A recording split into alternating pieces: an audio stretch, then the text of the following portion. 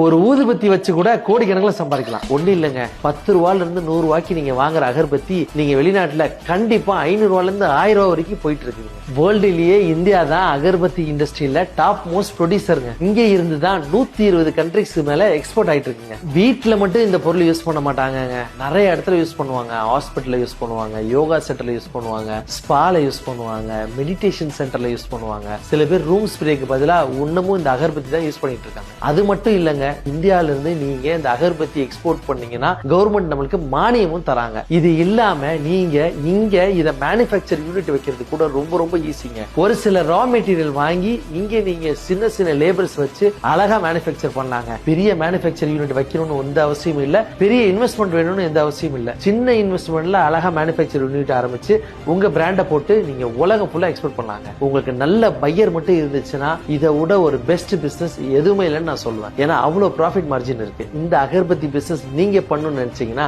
அகர்பத்தின்னு comment பண்ணுங்க, எங்க team உங்களை கான்டாக்ட் பண்ணுவோம்.